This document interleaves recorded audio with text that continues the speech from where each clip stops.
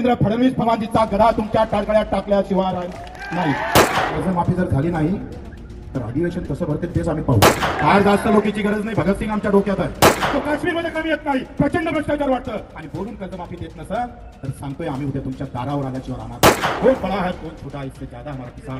नितीन भाऊ 3 जिल्ह्याचे संपर्क प्रमुख आहे आणि आता शिवसेनेच्या डोक्यात शेतकऱ्याचा विषय आहेच, पण नितीन भाऊ असल्यामुळे तो अधिक ताकदीनं शिवसेनेत गेला याचा आनंद आहे.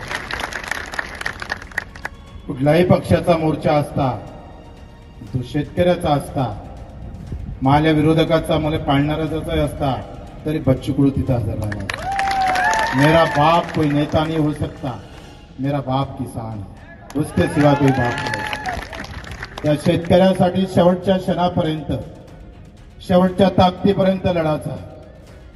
मित्र, आम्ही पाहतोय होणाऱ्या आत्महत्या असेल, आम्हाला दिले जाणारे भाव असेल, देवेंद्र फडणवीस फक्त एकच शब्द बोलला नाही, फक्त कर्जमाफीच बोलला नाही, त्या कर्जमाफीच्या वळीच्या खाली असा बोलला आणि त्यांनी सांगितलं का एमएसपी जे आहे त्याच्यावर 20% अनुदान देऊ. सोयाबीनला 6,000 द्यावं लागेल देवेंद्रजी, कापसाले 9,000 द्यावं लागेल, तुरीले पुन्हा 8,000 द्यावं लागेल. तुम्ही बोलले ते तुम्हाला आठवत नसेल तर प्रभू रामचंद्राची भक्त शपथ घेतोय. प्रभू रामचंद्राची शपथ आहे, हनुमानजीचा गदा तुमच्या टाळकळ्यात टाकल्याशिवाय राहणार नाही. तुम्ही दिलेले शब्द जर आम्ही पाहतोय पाळत नसणार तर बोला. आम्ही पाहतोय कोरा कोरा करणाऱ्या फडणवीस सरकारच्या समोर आम्ही अजितदादाच्या घरासमोर 2 जूनला जाणार आहोत आणि त्यांना तिथलं अर्थशास्त्र समजून सांगणार आहोत. 16 लाख कोटीचं राईट ऑफ केलं 100 लोकांचं. 16 लाख. आमची कर्जमाफी व्हायला फक्त 35,000 कोटी पाहिजे.